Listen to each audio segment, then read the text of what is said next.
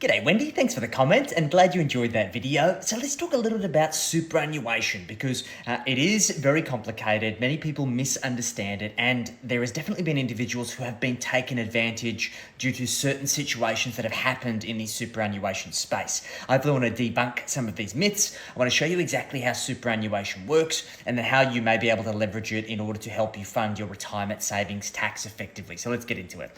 So I personally believe that superannuation, our Australian retirement planning system, is the best in the developed world. So as a crash course, basically there is no other way that you can accumulate wealth that when you get to retirement, typically from 60 or older, or 65, irrespective of whether you are working or not, that you have the ability to convert that wealth into completely tax-free savings, meaning that any of the growth that you receive through by way of investments and any of the income that you draw out of that portfolio is 0% tax.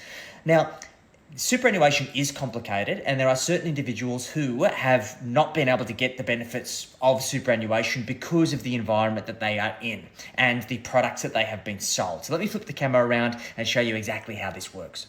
Alrighty, so I've just opened up Lucidchart and I've just put together a quick diagram for you. So what we've got to realize is that superannuation is just a tax structure. It is a trust.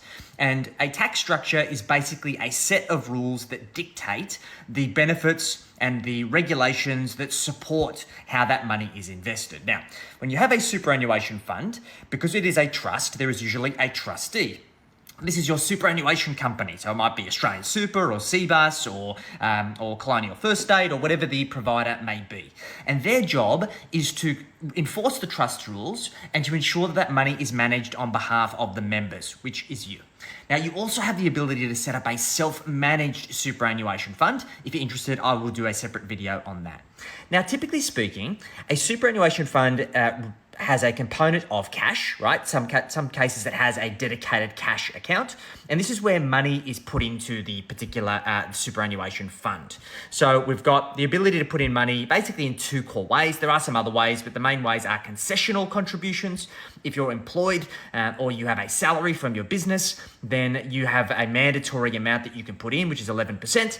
And you also have the ability to make pre-tax contributions up to the concessional contribution cap, which is $27,500 a year. And assuming that you're earning less than $250,000 a year, that is taxed at 15%. If you're earning over 250 grand a year, it's taxed at 30%. It's called Division 293 tax. But what that basically means is that for most people, superannuation is at least 15% more tax effective than taking the money personally. Now, we also have the ability to put in what's called non-concessional contributions. That's after-tax contributions. So let's say that you had some money that you'd saved, you'd say sold down a property and you wanted to put that money into superannuation. You can do that. There is a limit of $110,000 per year. And there is also the ability to use what's called a bring forward rule, where you have the ability to use 3 years of non-concessional caps, so $330,000 in one go. There's also some other ways which I can cover in a separate video. Now, from this cash account, there's usually two components. There is a portfolio where you basically have the choice, or a financial advisor chooses for you, or you are given the default option when you go into the fund to put that into a portfolio. And for the vast majority of people, by default, they're in what we refer to as a balanced portfolio, which basically means that they have about 70% allocation to shares in property and about 30% allocation to fixed interest and bonds, okay? And then we have an insurance component. Most retail superannuation funds provide you with a default insurance coverage, and it can be a very tax-effective way for you to run your insurance cover and also maximize your personal cash flow. But there are also some pros and cons with that. Now, here's where the real benefits are, guys. The taxation on this portfolio is that during accumulation phase, so whilst you are not retired, so either you are under the age of 60 or you are under the age of 65 and you're still working, you are in what's called an accumulation phase, and basically any performance that portfolio produces is typically taxed between 10 and 15%. So once again, typically most people are taxed at between 30 and 45%. So this is a substantial benefit compared to building wealth in your own name.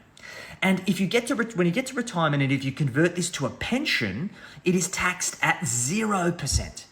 And basically, there is no other way that we can build wealth with 0% tax on earnings and draw an income with no tax consequences. Now, that's a crash course on how super works. The big thing that you've got to be mindful of is basically three, potentially four components. Your first component that you need to be mindful of is what's called the administration fees, okay? So the trustee of this superannuation fund will charge you a fee. There's usually a membership fee, which for most retail funds is somewhere between $75 and $120 a year. They also potentially charge a percentage of your assets under management. And in some cases, that can be 0.1%. We've seen sometimes up to 0.6% in terms of administration fees. And that's basically for them to handle all the paperwork, handle the contributions, deal with your calling, if you ever call, basically providing you with all of the structure associated with managing that particular platform. Next, there is an investment fee or a management expense ratio, or what is also known as an MER. And that MER is basically for the portfolio that you choose. So every single investment option carries a different cost. And in some cases, that can be as low as 0.1%. In some cases, it can be as high as 2%, depending on the type of investment strategy that is being implemented. As a general rule of thumb, index-based investment strategies are very cheap, so typically between 0.1 and 0.3% or thereabouts, and then actively managed or more sophisticated investment options are upwards of 1%. So that can make a massive difference in terms of your fee profile that you pay in your portfolio. The third fee is your insurance. And look, although having insurance is very important, you need to be mindful of the impact that your insurance premiums have on your retirement savings, particularly as you get older. Because for some of our clients, they do have pretty hefty insurance bills because they've got big debts, they've got young families. So what is important is that we consider the concessional contributions and also potentially the non-concessional contributions going into that fund to ensure that their super is not being eroded away by the insurance premiums. That is a really important consideration.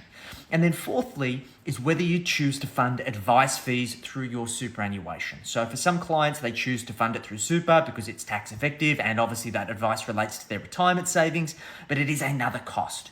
So if you understand those four costs, then you also understand the performance of your portfolio, then it puts you in the best possible position to maximize the benefits that superannuation has. So I hope this video was valuable. If you've got any other follow-up questions, feel free to hit me up in the comments. Otherwise, we'll catch you soon.